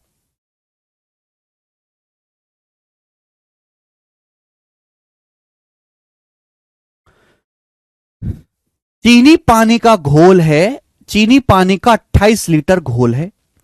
उसमें कितनी चीनी है? 26.4% चीनी है। घोल को गर्म करके वाष्प द्वारा 6 लीटर पानी उड़ा दिए जाने पर बाकी बचे घोल में कितने परसेंट चीनी होगी? ये आपसे पूछा गया है। ऑप्शंस आपके सामने हैं, 4 ऑप्शन है, ए बी सी डी। बताओ, बहुत प्यारा सवाल है। देखो, चीनी पानी का घोल है, कितना घोल है? 28 लीटर। चीनी पानी का 28 लीटर सॉल्यूशन हमारे पास है, उसमें 26.4% चीनी है। अब हमने इसको गर्म किया गैस पर रख के। जब गर्म किया तो चीनी तो नहीं उड़ेगी, चीनी तो बर्तन में रहेगी। 6 लीटर पानी उड़ गया जी भाप बन के। जब 6 लीटर पानी उड़ गया भाप बन के, तो चीनी पानी का घोल थोड़ा गाढ़ा हो जाएगा, क्योंकि पानी कम हो गया। जब गैस पर रख के आप चीनी पानी के घोल को गर्म करोगे तो पानी 6 लीटर भाप बन के उड़ जाएगा, तो चीनी पानी का घोल जो वो गाढ़ा हो जाएगा, उसमें चीनी की मात्रा बढ़ जाएगी, चीनी की जो है परसेंटेज बढ़ जाएगी मेरे प्यार में। तो पूछा है बचे घोल में कितने परसेंट चीनी होगी। तो मेरे दोस्तों सेम कंसेप्ट यहां पे लगेगा। सेम कंसेप्ट यहां पे लगेगा मेरे प्यारे भाई कि जब आप चीनी पानी के घोल को गर्म करोगे तो पानी तो भाप बन के उड़ जाएगा, लेकिन शुगर जो है वो कहीं नहीं जाने वाली। शुगर सेम उतनी रहेगी जितनी पहले थी। अब शुगर की मात्रा कैसे निकाली जाती है? शुगर की मात्रा होती है बेटा टोटल सॉल्यूशन या टोटल घोल into percentage of sugar. Total घोल इंटू प्रतिशत ऑफ शुगर। आप बोलोगे हां जी सर बिल्कुल सही। हमारे पास एक चीनी पानी का घोल था 28 लीटर। कितना घोल था? 28 लीटर मेरे प्यारे भाई, जिसमें 26.4% चीनी थी।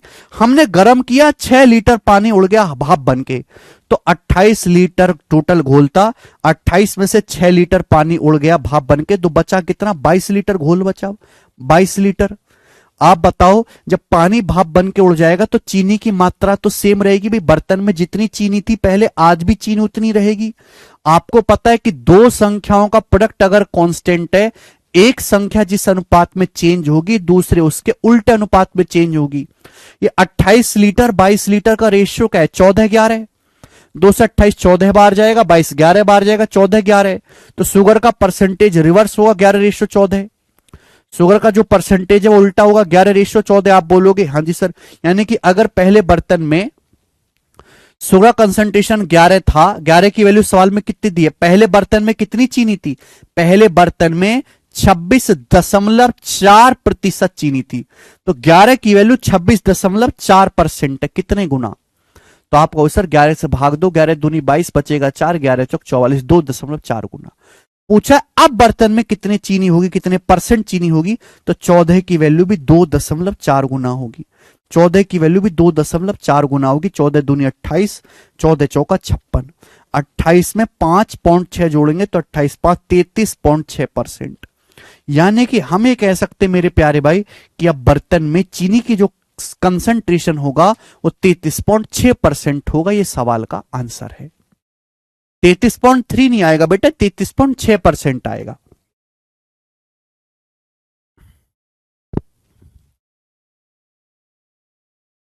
बताओ मजा आया?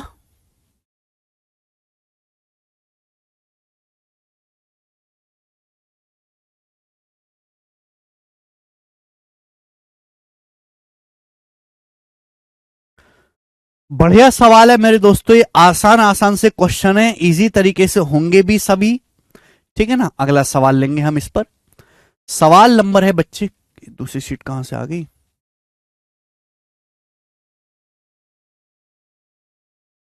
यस, एक सवाल और आपके सामने करो। सवाल नंबर 24 आप मुझे करके बताओ मेरे प्यारे भाई। आप मुझे करके बताओ इस सवाल का। ये सवाल आरआरबी एनटीपीसी 29 दिसंबर 2020 के पेपर में आया था। जल्दी से करके बताओ, मैं नहीं बताने वाला बिल्कुल भी। जल्दी से करेंगे बच्चों इस सवाल को सॉल्व।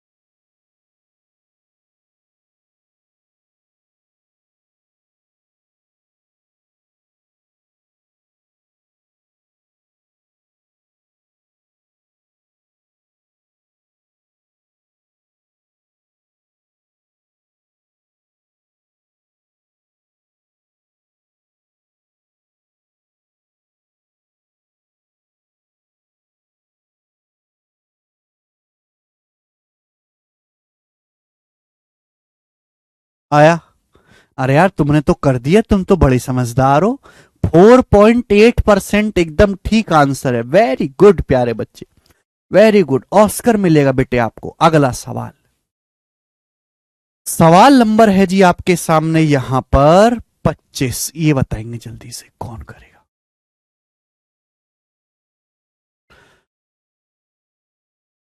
ठीक है, नेक्स्ट क्वेश्चन बताओ। अगला टाइप है मेरे दोस्तों, एक ही क्वेश्चन हम इस टाइप का कराएंगे, ज्यादा करवाने में विश्वास नहीं रखते मेरे प्यारे भाई। एक शहर में 40% पुरुष शादीशुदा हैं, 25% महिलाएं शादीशुदा हैं। यह मानते हुए कि कोई भी आदमी एक से ज्यादा बार शादी नहीं करता है, nobody is married more than once. तो आपसे पूछा है कितने परसेंट जनसंख्या विवाहित है, कितने परसेंट शादीशुदा है। बहुत प्यारा सवाल है, बहुत बेसिक सवाल है, करेंगे मेरे दोस्तों। बिल्कुल अलग क्वेश्चन है। जैसे एक शहर है, एक शहर में 40% पुरुष शादीशुदा हैं और 25% महिलाएं शादीशुदा हैं। शहर है तो केवल शहर के बारे में सोचो, शहर से आगे की दुनिया मत सोचो। ठीक है भाई। कोई भी आदमी एक से अधिक बार शादी नहीं करता है, तो पूछा पूरी जनसंख्या का कितना परसेंट मैरिड है। भाई मैंने मान लिया कि एक शहर में एम मेल है, एक शहर में मेरे दोस्तों हमने मान लिया कि एम तो मेल है और मेरे दोस्तों डब्ल्यू जो है वो आपके एम मेल है और एफ जो है मेरे दोस्तों फीमेल है। बात समझ में आ गई? आप बोलोगे हाँ जी सर। हमने मान लिया कि एक शहर में एम पुरुष हैं और एफ फीमेल है मेरे प्यारे भाई।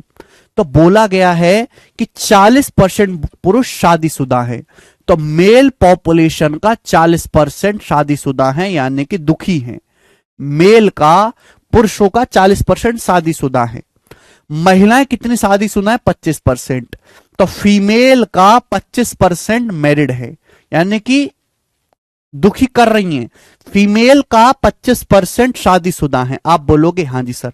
तो आपको यह बात पता होनी चाहिए कि कोई भी आदमी एक से ज्यादा शादी नहीं करता है कोई भी, यानी कि एक आदमी करेगी एक औरत से शादी, एक औरत करेगा एक आदमी से शादी, यानी कि जितने आदमियों की शादी हुई होगी, जितने पुरुष की शादी हुई होगी, उतनी ही औरतों की भी शादी हुई होगी। अगर सपोज 10 पुरुष की शादी हुई है तो 10 ही औरतों की शादी होगी। मेल का 40% मैरिड है, फीमेल का 25% मैरिड है, तो जितने मेल मैरिड है उतने फीमेल मैरिड है, बराबर होना चाहिए। तो यहां से मेल और फीमेल की संख्या का रेशियो कितना आ जाएगा? यहां से मेल और फीमेल की संख्या का अनुपात कितना आ जाएगा? जल्दी से बताओ, किससे जाएगा? 5 से। 5 अट्ठे 40, आ जाएगा जी 5 पच्चे 25।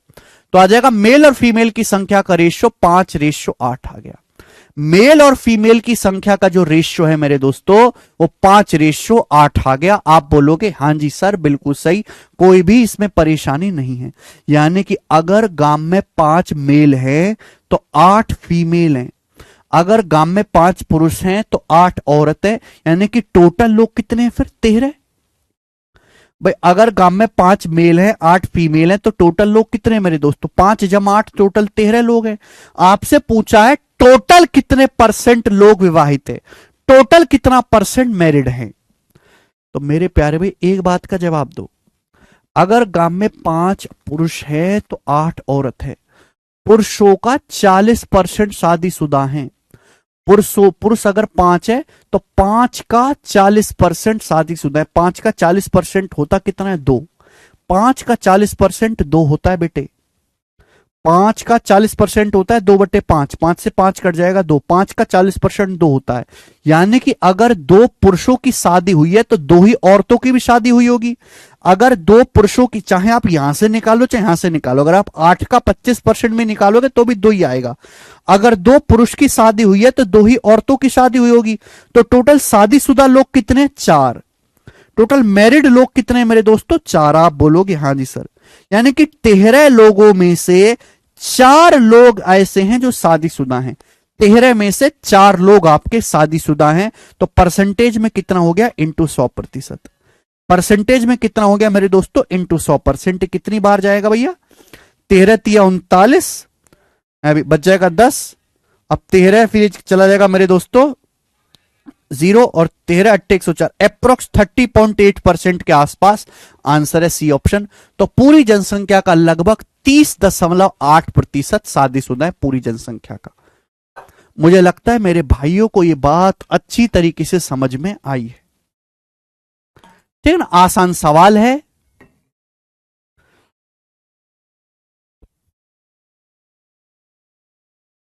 आगे चलते हैं मेरे प्यारे भाई, नेक्स्ट कंसेप्ट की तरफ, नेक्स्ट वैरायटी की तरफ, नेक्स्ट टाइप की तरफ।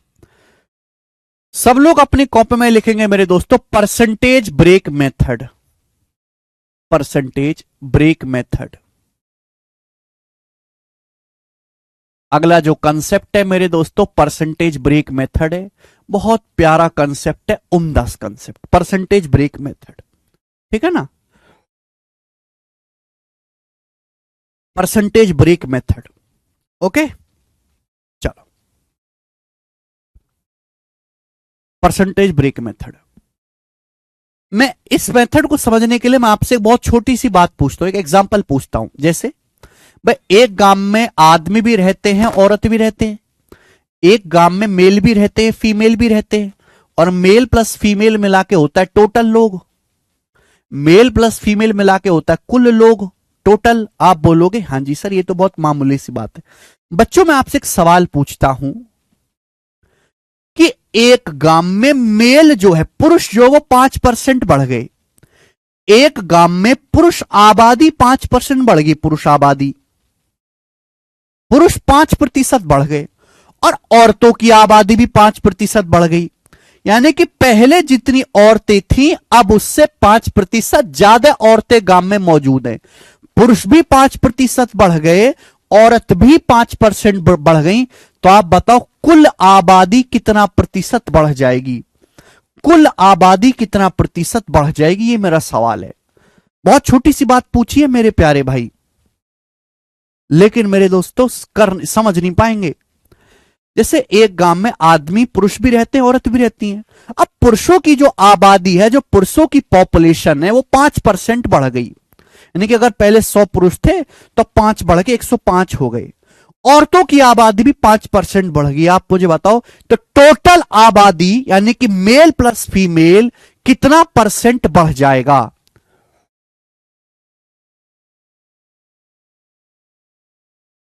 मेल प्लस फीमेल कितना परसेंट बढ़ जाएगा? कुछ बता रहे हैं 10.25 है ना, उन्होंने 5 और 5 का सक्सेसिव का फॉर्मूला लगा लिया। कुछ बता रहे हैं 10%। आहा, बेटे बीच में किसका साइन है? यहां बीच में प्लस का साइन है, प्लस का साइन। बीच में किसका साइन है? प्लस का साइन है। Male plus female, male plus female, बीच में प्लस का साइन है बेटे। 10.25 तब लगता है जब बीच में गुणा का साइन हो। एक गांव में आदमी भी हैं और औरत भी हैं। आदमी की पॉपुलेशन भी 5% बढ़ गई, औरत की पॉपुलेशन भी 5% बढ़ गई, तो कुल आबादी भी कितना बढ़ जाएगी? 5% ही बढ़ेगी। एक बात बताओ, हमारे शहर में ना बहुत सारे सेक्टर हैं। हमारे शहर में मेरे जैसा हमारा देश है मेरे दोस्तों, हमारे देश में कुछ लोग खेती किसानी करते हैं, कुछ लोग एमएनसी में काम करते हैं, है ना, कुछ लोग प्राइवेट बिजनेस करते हैं अपना, कुछ लोग प्राइवेट नौकरी करते हैं, कुछ सरकारी नौकरी करते हैं मेरे दोस्तों, कुछ इलीगल काम करते हैं, कुछ जो है जिनकी खुद की फर्म है, कुछ चार्टर्ड अकाउंटेंट है, सीए है, डॉक्टर है, इंजीनियर है। बहुत सारे प्रोफेशन हमारे देश में हैं। मैं आपसे कहूं कि हर आदमी की, हर मेरे दोस्तों हर प्रोफेशन की तनख्वाह 10% बढ़ गई। मैं आपसे कहता हूं कि हर काम करने की तनख्वाह, हर काम करने वाले की तनख्वाह 5% बढ़ गई एग्जाम्पल के लिए। तो आप बताओ पूरे देश की इकोनॉमी कितना परसेंट बढ़ जाएगी? आपको नहीं लगता कि अगर हर काम करने वाले की तनख्वाह 5% बढ़ जाए तो हमारे पूरे देश की अर्थव्यवस्था भी 5% ही बढ़ेगी? बीच में प्लस का साइन है। आपको सुनना चाहिए कि मेल प्लस फीमेल पहले ये थे, मेल 5% बढ़ गए।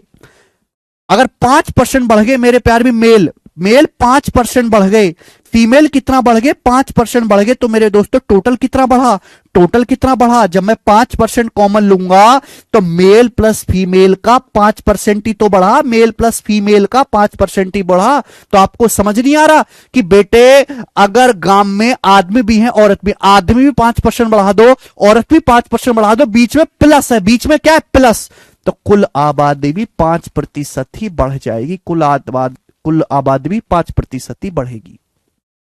समझ में आया? इक्वल की जरूरत ही नहीं है बजरंग दल, इक्वल की जरूरत ही नहीं है।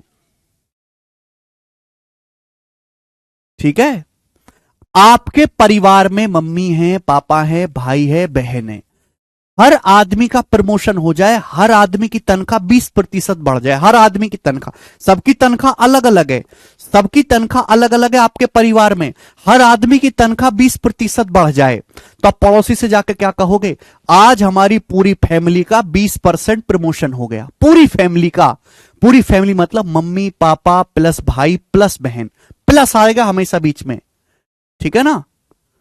ओके, तो आप कहोगे हमारी पूरी फैमिली का 20% प्रमोशन हो गया। ठीक है, तो बहुत छोटा सा कंसेप्ट है, मुझे लगता है सभी को समझ में आया होगा। ओके, अब इस पर बेस्ड सवाल है मेरे दोस्तों, यही है कि बेसिक कंसेप्ट, इसके अलावा और कोई बेसिक नहीं है। जैसे आपके सामने मेरे प्यारे भाई ये सवाल है, मुझे इस सवाल को करके बताएं, बहुत बेहतरीन तरीके से मैं आपको एक क्वेश्चन समझाऊंगा, मजा आएगा आपको सवाल करके। सवाल में कहा गया है कि एक गांव की जनसंख्या 9800 है। सवाल यह है कि एक गांव की जनसंख्या, एक गांव की जनसंख्या 9800 थी, यानी कि एक गांव में मेल भी हैं और फीमेल भी हैं, तो मेल प्लस फीमेल मिला के एक गांव की जनसंख्या कितनी है, 9800, काफी बड़ा गांव है, 9800 एक गांव की जनसंख्या है। बोला एक साल में पुरुषों की आबादी 8% बढ़ी और महिलाओं की आबादी 5% बढ़ी और गांव की जनसंख्या बढ़ के 10,458 हो गई। एक गांव में पुरुषों की आबादी 8% बढ़ी, ध्यान से सुनिएगा, एक गांव में पुरुषों की आबादी 8% बढ़ी, औरतों की जो जनसंख्या, महिलाओं की जो जनसंख्या है वो 5% बढ़ी। आदमी कितने बढ़े, 8%, औरत कितनी बढ़ी, 5%, और गांव की जो जनसंख्या है मेरे दोस्तों वो पहले 9800 थी, अब 9800 से बढ़ के 10,458 हो गई, यानी कि पूरे गांव की जनसंख्या कितनी बढ़ गई, अगर पहले 9800 थी तो 98 से 10,458 होगी, तो पूरे गांव की जनसंख्या बढ़ गई मेरे प्यारे भी, घटा देंगे, अगर मैं 10,458 में से 9800 घटाऊं 658, तो पूरे गांव की जो जनसंख्या है 658 बढ़ गई, 10,458 है, अब पहले 9800 थी, घटा देंगे तो 658, पूरे गांव की जनसंख्या बढ़ गई। तो पूछा है बताओ शुरुआत में यानी कि स्टार्टिंग में पहले गांव में पुरुषों की संख्या कितनी थी, बताइए गांव में पहले पुरुष कितने थे, ये आपसे पूछा गया है। समझ में आया? तो देखो ये सवाल का टाइप रहता है कि एक गांव में मेल प्लस फीमेल 9800 है, मेल 8% बढ़ गए, फीमेल 5% बढ़ गई, पूरी जनसंख्या 10,458 होगी बढ़ के, तो बताओ गांव में पहले पुरुष कितने थे, स्टार्टिंग में पूछा है। देखो बेटे बीच में किसका साइन है, प्लस का साइन है। ये जो कंसेप्ट मैं आपको समझाने वाला हूं या ट्रिक बोले तभी लगेगा जब बीच में प्लस का साइन हो। अब एक बात सुनो, बहुत लॉजिक है, मजा आएगा आपको करने में। आदमी बढ़े 8%, औरत बढ़ी 5%, ठीक है, आदमी बढ़े 8%, औरत बढ़ी 5%। क्या 8% को ब्रेक करके मैं ऐसे नहीं लिख सकता 5% प्लस 3%? क्या 8% को ब्रेक करके मैं ऐसे नहीं लिख सकता 5% प्लस 3%? इसलिए इस कंसेप्ट का नाम परसेंटेज ब्रेक मेथड है कि 8% को ब्रेक करके ऐसे नहीं लिख सकता मैं 5% प्लस 3%, यानी कि आपको सेम बनाना है, 5-5 दोनों जगह सेम बनाना है। अब आप सोचो भाई, मेल पॉपुलेशन भी 5% बढ़ी, फीमेल पॉपुलेशन भी 5% बढ़ी, तो ओवरऑल भी 5% बढ़नी चाहिए। बताओ अगर मेल पॉपुलेशन आदमी 5% बढ़े हैं, औरत भी 5% बढ़ी है, इसको भूल जाओ, आदमी 5% बढ़े हैं, औरत भी 5% बढ़ी है, तो कुल आबादी भी 5% ही बढ़नी चाहिए। बीच में प्लस है, आदमी 5% बढ़े, औरत 5% बढ़ी, तो कुल आबादी भी 5% बढ़नी चाहिए। आबादी है कितनी पहले 9800, तो आबादी भी 9800 का 5% ही बढ़नी चाहिए। अब 9800 का 5% क्या होता है? 9800 का 5% होता है जी 490, 450 और 40, 490, यानी कि आबादी भी 490 बढ़नी चाहिए। भाई आदमी 5% बढ़े, औरत 5% बढ़ी, तो कुल आबादी भी 9800 का 5%, 9800 का 5%, ये 9800 का 1/20 होता है 490, कुल आबादी भी 490 ही बढ़नी चाहिए। लेकिन सवाल के अनुसार आबादी बढ़ी कितनी है? 658 बढ़ी है।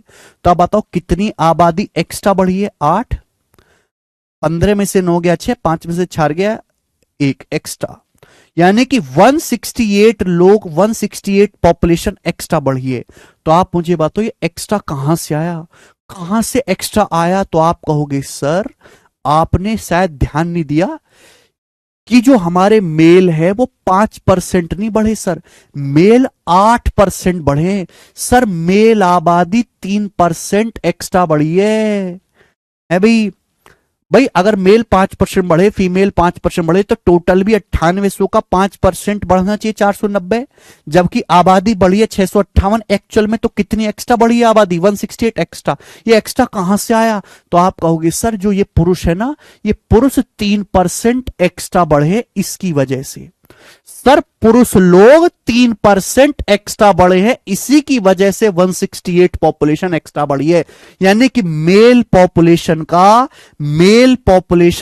3% ही 168 है, मेल पॉपुलेशन का 3% ही 168 है। तो मेल पॉपुलेशन का 1% कितना है? तो 3 पंजे 15, 3 चिंग 18, 56। मेल पॉपुलेशन का 100% कितना है? 100 से गुणा। मेल पॉपुलेशन का, ये मेल पॉपुलेशन का 3% है बेटा, मेल पॉपुलेशन का 3% 168 है, तो मेल पॉपुलेशन का 100% कितना है? 5600। यानी कि हम ये कह सकते हैं कि उस गांव में शुरुआत में 5600 पुरुष है, 5600। और इस सवाल का जो आंसर है ये पूछा था कि गांव में पहले पुरुषों की संख्या कितनी थी? 5600। बी ऑप्शन आंसर है। मुझे लगता है हर बालक समझा होगा।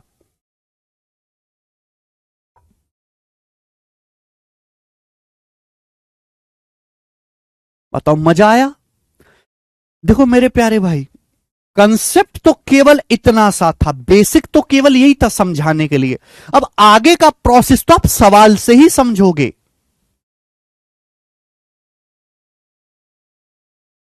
मजा आया? हाँ, एलिगेशन से भी हो जाएगा मेरे प्यारे भाई, लेकिन यह तरीका ज्यादा आसान है। सक्सेसिव नहीं लगता बेटे, सक्सेसिव तब लगता है जब बीच में मल्टीप्लाई हो, ये प्लस है। यानी कि शुरुआत में 5600 पुरुष। अगर आपसे पूछा है औरत कितनी है, आपसे भी तो पूछ सकता है कि औरतों की जनसंख्या कितनी? भाई टोटल 9800 है, 98 में से 5600 पुरुष हैं, तो औरत कितनी होंगी? 9800 में 5600 घटाओ तो 4200, 4200। तो 4200 आपकी औरतें हैं, 5600 प्लस 4200 9800 हो गया। सवाल में आपसे ये भी पूछ सकता है कि मेल और फीमेल का डिफरेंस क्या है, ये भी पूछता है पेपर में कि मेल और फीमेल जनसंख्या का अंतर क्या है। तो 5600 4200 का अंतर भी पूछ सकता है। 5600 4200 का डिफरेंस कितना है? मेल और फीमेल का डिफरेंस कितना है? 5600 में से 4200 घटाएंगे 1400, तो मेल और फीमेल का जो डिफरेंस है वो 1400 है, और ये आपका आंसर हो जाएगा। आपसे कुछ भी पूछ सकता है। एक सवाल देखो बच्चों हम आपसे और करवाते हैं, जो कि सवाल आपके सामने आएगा मेरे दोस्तों यहां पर 27 नंबर क्वेश्चन करके बताएं इस सवाल का क्या आंसर है। बहुत प्यारा सवाल होगा। ये जो सवाल आपके सामने स्क्रीन पर है, ये दिल्ली पुलिस कांस्टेबल के पेपर में आया है लेटेस्ट, वो भी 2023 पे। बोला एक कस्बे की जनसंख्या 7000 है, एक कस्बे की जनसंख्या 7000 है, कस्बे में मेल भी है फीमेल भी है, तो मेल प्लस फीमेल मिलाकर कितना है बेटा? एक कस्बे में टोटल 7000 लोग रहते हैं टाउन में। अब बोला है पुरुष और महिला जनसंख्या में प्रतिशत वृद्धि क्रम से 11% और 8%। मेल पॉपुलेशन 11% बढ़ गई, मेल पॉपुलेशन 11% बढ़ गई, फीमेल पॉपुलेशन 8% बढ़ गई, फीमेल पॉपुलेशन 8% बढ़ गई। तो आपसे पूछा है नई जनसंख्या 7,680 होगी। अब जनसंख्या कितनी होगी? 7,680। तो बताओ जनसंख्या कितनी बढ़ गई? जनसंख्या कितनी बढ़ी बताइए जल्दी से। अगर पहले 7,000 लोग थे तो अब 7,680 लोग हो गए, तो जनसंख्या बढ़ी कितनी है? 680। जनसंख्या कितनी बढ़ी है मेरे दोस्तों? 680, 680 जनसंख्या बढ़ी है। आपसे पूछा कस्बे में महिला नागरिक कितनी है? जनसंख्या बढ़ी कितने? 680। कस्बे में महिला नागरिकों की संख्या क्या है? यह आपसे पूछा गया है। बहुत बढ़िया सवाल मेरे दोस्तों, तो ब्रेक करके लिख सकते हैं। एक आसान सी चीज आपको बताता हूं मेरे प्यारे भाई, आप ऐसे जरूरी नहीं कि आप 11 को, देखो दो रास्ते हो सकते हैं। कुछ बच्चे क्या करेंगे, इस 11% को ऐसे लिख लेंगे 8% जमा 3%। लेकिन आपसे पूछे क्या है? महिला जनसंख्या। आप इस 8 को भी ब्रेक करके लिख सकते हो। 8 को भी ब्रेक करके ऐसे लिखा जा सकता है बेटे 11% माइनस 3% लिखा जा सकता है। 8 को भी ब्रेक करके 11% माइनस 3%। बेसिकली दोनों जगह सेम बनना चाहिए, सेम होना चाहिए। आपसे अगर मैं कहूं कि मेल पॉपुलेशन 11% बढ़ गई, फीमेल 11% बढ़ गई, तो टोटल पॉपुलेशन भी 11% ही बढ़नी चाहिए। अगर मेल 11% बढ़ गए, फीमेल 11% बढ़ गई, तो टोटल पॉपुलेशन भी 11% ही बढ़नी चाहिए। भाई मेरे दोस्तों, टाउन में टोटल 7,000 लोग हैं, अगर आदमी 11% बढ़ गए, औरत 11% बढ़ गई, तो टोटल भी 7,000 का 11% 770 बढ़ना चाहिए। टोटल भी मेरे दोस्तों 770 बढ़ना चाहिए। 7,000 का 11%, 11 770 बढ़ना चाहिए। जबकि एक्चुअल में पॉपुलेशन बढ़ी कितनी है? 680। तो कितनी पॉपुलेशन कम बढ़ी है? 90। 90 पॉपुलेशन कम बढ़ी है। पॉपुलेशन बढ़नी चाहिए मेरे दोस्तों 770, जबकि एक्चुअल में पॉपुलेशन बढ़ी कितनी है? 680। तो कितनी पॉपुलेशन कम बढ़ी है? 90 पॉपुलेशन कम बढ़ी है। आप बताइए कम पॉपुलेशन क्यों बढ़ी है? वाई दिस कम बढ़िंग? तो आप कहोगे सर ये जो औरतें हैं, ये औरत जो हैं वो सर 11 नहीं बढ़ी, वो तो केवल 8% ही बढ़ी हैं। सर औरतें 3% कम बढ़ी हैं। सर औरतें 3% कम बढ़ी हैं। आप बोलोगे हाँ जी सर बिल्कुल सही, औरतें 3% कम बढ़ी हैं। तो औरतों की संख्या का 3% ही 90 है। औरतों की संख्या का 3% ही 90 के बराबर है। तो औरतों की संख्या का 1% कितना है? 30। 3 से भाग दे दो। औरतों की संख्या का 100% कितना है? 100 से गुणा कर दो, 3,000। यानी कि कस्बे में महिला नागरिकों की जो संख्या है वो 3,000 है। तो आंसर डी ऑप्शन है। समझ में आई?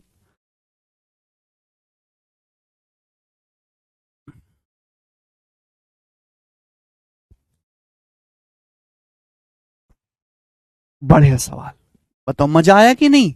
चलिए एक और क्वेश्चन करेंगे। देखो जितना मैं पढ़ाता हूं बेटे, जितना मैं प्रैक्टिस करवाता हूं उतना काफी है। ये भारत में अकेला ऐसा बैच है जीरो टू हीरो जिसमें आप पढ़ रहे हो, जिसमें मैं आपको केवल ये कह रहा हूं कि केवल हाथ जोड़ के विनती है, केवल क्लास पढ़ लो। ना आपको कभी कोई प्रीवियस लगाने की जरूरत, ना कोई पीडीएफ सॉल्व करने, कुछ नहीं करना। केवल क्लास में आके पढ़ लिया करो, घर पे जाके 15-20 मिनट रिवीजन कर लिया करो, क्योंकि यहां पे सब कुछ कवर कराया जाता है बहुत धीरे धीरे। मैं समय ज्यादा लेता हूं। जहां दूसरे मास्टर 3-4-5 महीने में बैच कवर करवा देते हैं, वहां मैं 8-9 महीने लेता हूं। लेकिन मेरे दोस्तों मैं ऐसा पढ़ाता हूं बच्चे को कि दोबारा जिंदगी में पढ़ने की जरूरत नहीं, मैं कुछ भी चीज छोड़ता नहीं हूं। ठीक है, चलिएगा।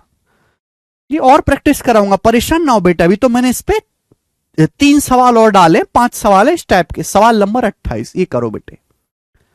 सवाल नंबर 28 ये करेंगे मेरे प्यारे भाई। देखो ये बेहतरीन सवाल है, जबरदस्त सवाल। बोला किसी गांव की जनसंख्या 15,280 है।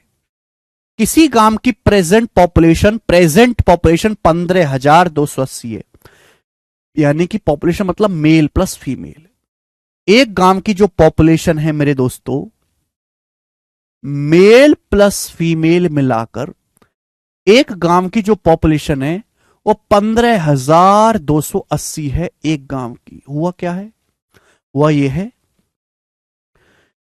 कि पुरुषों की संख्या 25% बढ़ी, महिलाओं की संख्या 15% बढ़ी, तो जनसंख्या 18,428 428 हो जाएगी। बोला गांव में पुरुषों और महिलाओं की प्रेजेंट पॉपुलेशन के बीच का अंतर ज्ञात करें। सवाल में बोला गया है कि गांव में मेल और फीमेल पॉपुलेशन के बीच का डिफरेंस ज्ञात करें, मेल और फीमेल के बीच का डिफरेंस ज्ञात करें, सवाल में आपसे पूछा गया है। तो देखो ये इस सवाल की तरह हो जाएगा। ये जो मैंने आपको सवाल बताया कि मेल पॉपुलेशन निकाल लो, फीमेल निकाल लो, दोनों का डिफरेंस ले लो, आंसर आ जाएगा। अब देखो एग्जामिनर ना बहुत बार जानबूझ के डिफरेंस ही पूछता है कि मेल और फीमेल का डिफरेंस बताओ। प्रेजेंट पॉपुलेशन 15,280 है और आपको प्रेजेंट में ही मेल फीमेल पॉपुलेशन का डिफरेंस बताना है। तो मेरे पास इसकी सुपर ट्रिक है मेरे दोस्तों। ट्रिक में ट्रिक मेरे प्यारे भाई आपको कहीं भी नहीं मिलेगी मेरे प्यारे दोस्त, ठीक है। बहुत मेहनत से रिसर्च करके बनाया जाता है मेरे दोस्तों आपके पास कंटेंट। तुमको 1500 रुपए में सस्ता मिल रहा है ना, इसलिए कदर नहीं है बच्चों को, ठीक है, वरना कीमत तो इसकी लाखों में है। घटा के आया विनोद कुमार जी, बिल्कुल कर सकते हैं आदित्य कुशवाहा। ध्यान से सुनिएगा मेरे प्यारे भाई, मेरे पास एक ऐसा तरीका है जिसमें ना आपको मेल निकालने की जरूरत ना फीमेल निकालने की जरूरत, डायरेक्ट डिफरेंस आ जाएगा, डायरेक्ट। बहुत बेहतरीन तरीका मेरे प्यारे भाई, गजब का मेरे दोस्तों, मजा आ जाएगा। थोड़ा सा दिमाग लगाना होगा, दिमाग लगा के सोचना, सभी लोग दिमाग लगा के सोचना। एक बात बताओ, एक गांव की प्रेजेंट पॉपुलेशन 15,280 है, मेल बढ़े 25%, पुरुष जनसंख्या 25% बढ़ी, फीमेल पॉपुलेशन बढ़ी 15%, फीमेल जनसंख्या 15% बढ़ी और कुल जनसंख्या 18,428 होगी। कुल जनसंख्या 18,428 हो जाएगी। तो आप बताओ कुल जनसंख्या कितनी बढ़ी है? अगर जनसंख्या 15,280 से, अगर जनसंख्या 15,280 से 18,428 हो गई तो जनसंख्या बढ़ी कितने, घटाओ। तो आपका जवाब होगा सर ये आएगा 8। अभी 12 में से 8 गया 4, ये बचेगा 3, 3 में से 2 गया 1 और 18 में से 15 गया 3। तो जनसंख्या बढ़ी कितने, 3,148। जनसंख्या बढ़ी कितनी है, 3,148। आप बोलोगे हाँ सर भाई मेल 25% बढ़े, फीमेल 15% बढ़े, कुल जनसंख्या कितनी बढ़ी है, 3,148। पहले 15,280 थे, अब 18,428 हो गए, मैंने जब घटाया तो 3,148। आपसे पूछा डिफरेंस, मैं डिफरेंस की बात कर रहा हूं मेरे दोस्तों, डिफरेंस आपसे पूछा गया है। अब सुनो मेरे प्यारे भाई, देखो बेटे 25 और 15 का निकाल लो एवरेज। 25 और 15 के बीचों बीच कौन सा नंबर आता है, एवरेज। 25 और 15 के बीचों बीच कौन सा नंबर आता है, इनका एवरेज 20। 25-15 का एवरेज क्या होता है, 40/2 20। मेरे प्यारे भाई 20 होता है। अगर मैं मेल पॉपुलेशन में 20% बढ़ाऊं, अगर मैं मेल पॉपुलेशन में 20% बढ़ाऊं और फीमेल पॉपुलेशन में 20% बढ़ाऊं, तो आप मुझे बताओ कि टोटल पॉपुलेशन कितनी बढ़ जाएगी। एक बार बताओ, अगर मैं मेल भी 20% बढ़ाऊं, फीमेल भी 20% बढ़ाऊं, तो कुल आबादी भी 20% ही बढ़ जाएगी।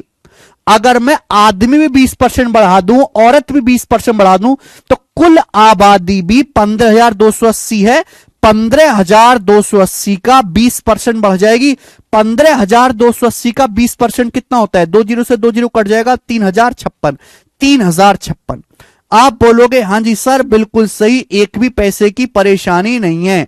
अगर मैं मेल भी 20% बढ़ाऊं, एवरेज लेना 25 और 15 का लेना, एवरेज, एवरेज होता है 20, मेल भी 20% बढ़ाऊं, फीमेल भी 20% बढ़ाऊं, तो कुल आबादी भी 15,280 है, 15,280 का 20% बढ़ जाएगी, 3,056। आप बोलोगे आंसर, आपको निकालना मेल फीमेल का डिफरेंस, घटा दो, आप इसमें से घटा दो मेरे दोस्तों।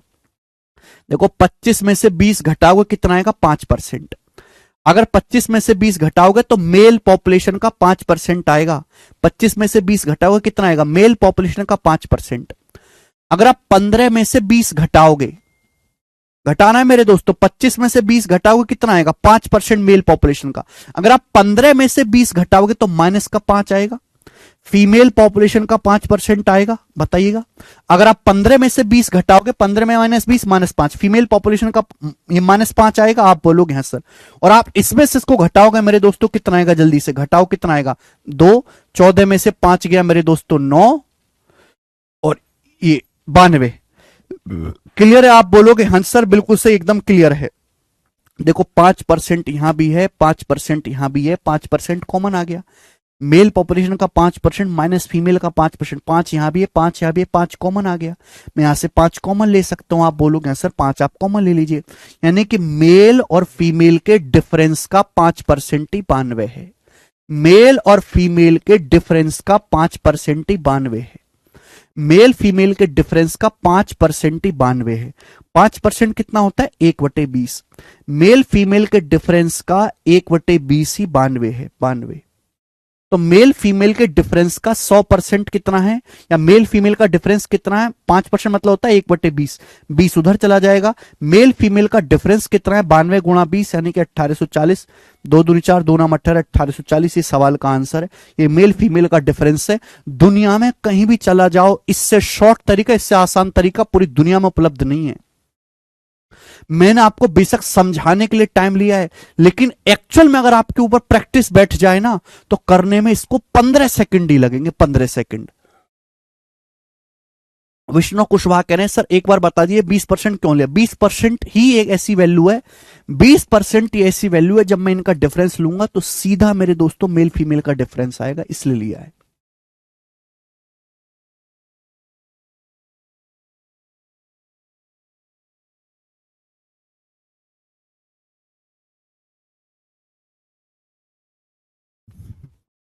अरे अमरीश यादव जी हो जाएगा। मजा आया है ना? प्यारा सवाल। देखो ये मैंने आपको समझ, इतना तो करना पड़ेगा ना बेटे। सवाल में डाटा देखो कितना बड़ा बड़ा है, मेहनत करनी है, करना पड़ेगा इतना तो। डिफरेंस अलग अलग नहीं आएगा। आप एवरेज लोग, अगर आप एवरेज लोग घटाओगे, एवरेज लेके घटाओगे, दोनों जगह डिफरेंस सेम आएगा। एवरेज इसलिए लिया गया है कि दोनों जगह डिफरेंस सेम रहे। 25-20 का डिफरेंस 5 है, 15-20 का डिफरेंस 5 है, इसलिए एवरेज लिया गया है। ऐसे हर सवाल में एवरेज ही लेना होगा, शॉर्ट हो जाएगा आपको ना। मेल पॉपुलेशन क्या फायदा रहा ऐसा करने का? फायदा ये रहा कि ना आपको मेल पॉपुलेशन निकालनी पड़ी ना फीमेल निकालनी पड़ी। बेसिक से आप करोगे, ठीक है ना, या इस तरीके से करोगे तो इसमें क्या है, पहले आपको मेल जनसंख्या निकालनी पड़ेगी, फिर फीमेल निकालनी पड़ेगी, फिर दोनों को घटाना पड़ेगा, तो टाइम लग जाएगा। ठीक है।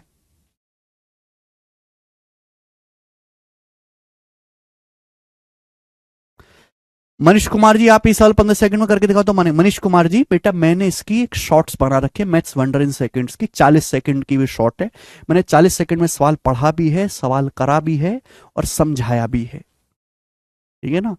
मैथ्स वंडर इन सेकंड्स हमारा यूट्यूब चैनल है। उस यूट्यूब चैनल पे मैं ना डेली जो है मेरे दोस्तों 3 शॉर्ट्स अपलोड करता हूं, ऐसे ट्रिकों की, कंसेप्ट की। सब बच्चे उस चैनल को जरूर सब्सक्राइब कर लो, ठीक है ना।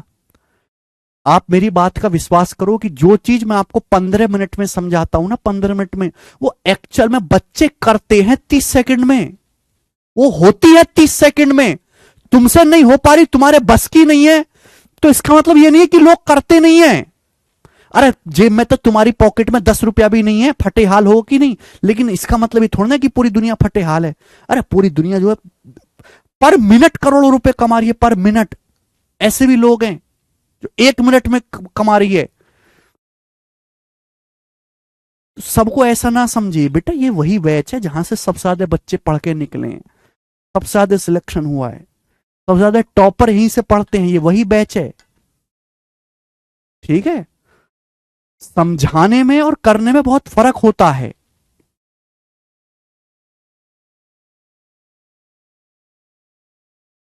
ओके।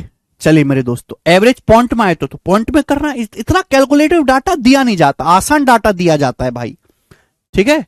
चलिए, आसानी डाटा दिया जाता है पेपर में, कैलकुलेटिव देगा तो बहुत टाइम लग जाएगा, वो तो कैलकुलेशन है ही। चलिए आज इतना ही, बाकी हम कल करेंगे इसके आगे। बाय।